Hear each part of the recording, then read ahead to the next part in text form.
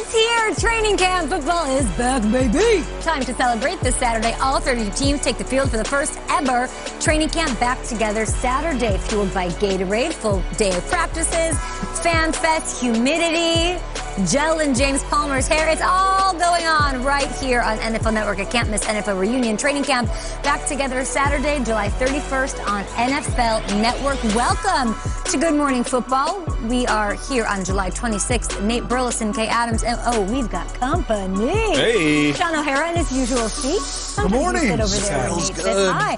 And for the very first time in the GMFB New York studios, Jimmy Palm Trees. This feels good. It feels good, right? It feels good to be Bring in the humidity. It feels to be good to be inside.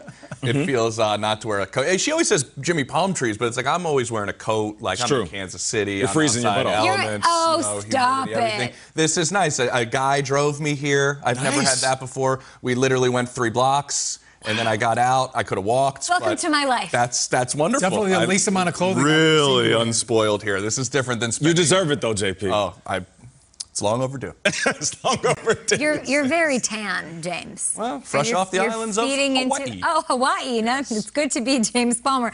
Let's go and start with our very own NFL Network insider, Ian Rappaport, who has not been tanning by a palm tree. No, he's been working on his golf game, which I heard isn't that good, by the way. Don't ask me who told me that. Ian Rappaport is here to talk about a busy weekend around the league. What is the latest in Green Bay with Rodgers and Adams? And, of course, down in Houston with what's going on with Deshaun Watson showing up to camp.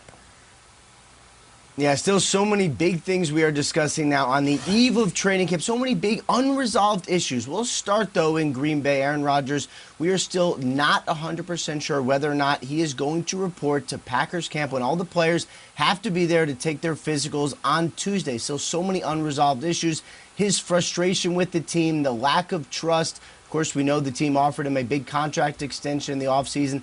He has not accepted, and these events that were sort of triggered a little bit by the drafting of Jordan Love has left Rodgers in a place with the organization that is simply not good. And, of course, the Packers shareholder meeting is actually today. We will see if there's any news to discuss with them from CEO Mark Murphy and other members of the Packers brass.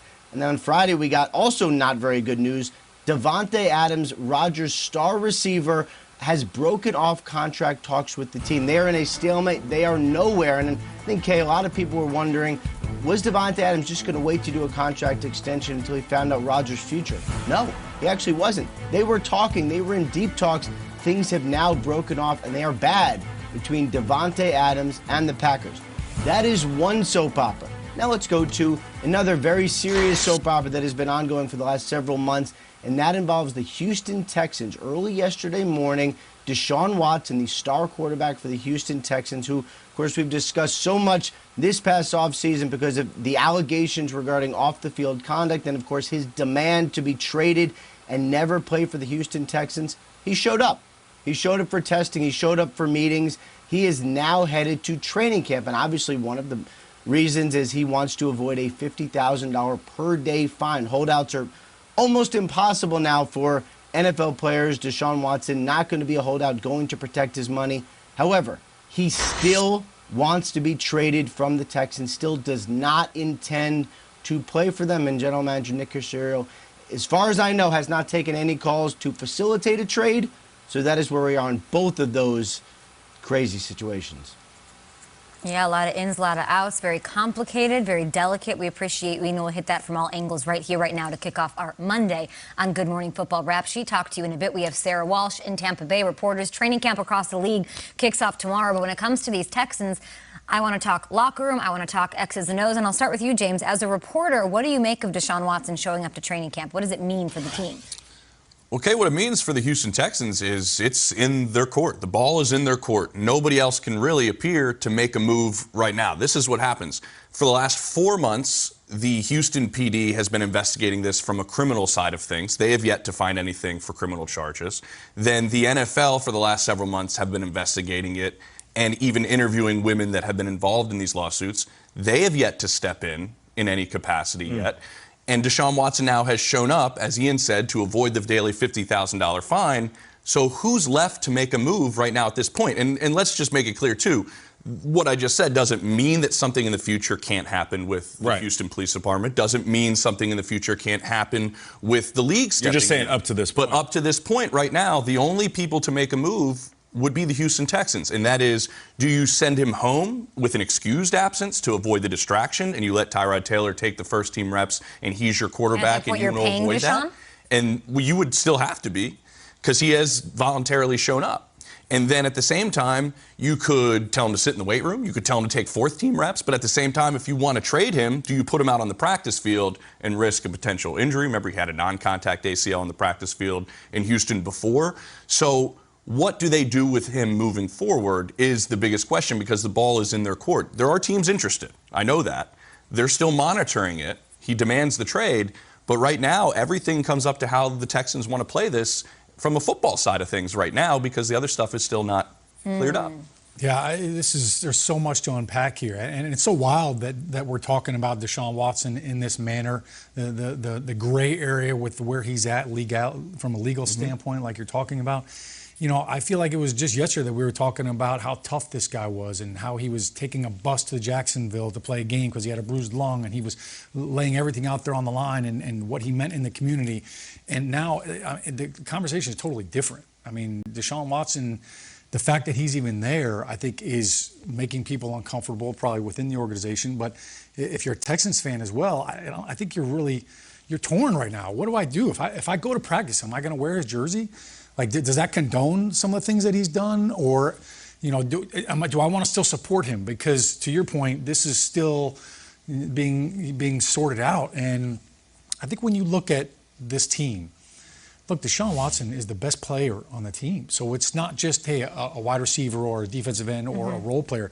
This is the face of our franchise. I don't think I've seen anything like this. I mean, even when Tom Brady was suspended 4 games before the season started, they came in knowing, all right, it's going to be 4 games. We're going to have a plan for all that. There is no plan for this. And look, Deshaun Watson gives you the best chance to win this division. That's 100% true. So if you're David Culley, you took this job because of Deshaun Watson. You thought he was going to be your quarterback. He was going to be running your offense. And now that might not even be possible. This is very strange. You know, we might need our own Hard Knocks version for the Houston Texans. No doubt. You have to look at it from a few different angles. You know, first and foremost, the allegations. These accusations are serious enough to where we all have to take a step back and not rush to judgment on either side. We sitting here at this table, we do not know the truth. I'm glad you brought that up, that up to this point, they haven't found anything. But that doesn't mean that he was, you know, he's completely innocent of all these accusations. I don't stand on either side of the fence because I don't know this. But we have to mention it because it is very important when you have allegations like this.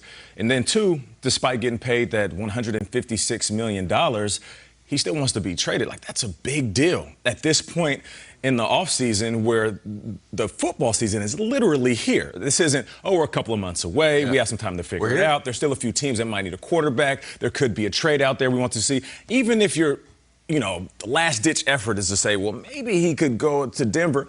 Maybe Denver is saying, you know what, we've closed the door on all trade conversations right now because we are locked in with Drew Lock and Teddy Bridgewater. And then lastly, let's just say all of this, all of these allegations, they don't impact his ability to step on the field, and he does play football for the Texans this year. We've seen 2 of the greatest Texans ever join the Arizona Cardinals over the last couple of seasons. So you're joining a team that doesn't have J.J. Watt, who was a leader and an absolute beast. Join a team who doesn't have DeAndre Hopkins, who is one of the greatest receivers outside of Andre Johnson to play for the Texans. So what type of squad do you have? Deshaun Watson, as talented as he is he going to be able to carry the load and be running around like a chicken with his head cut off every single game? Because I'm not sure.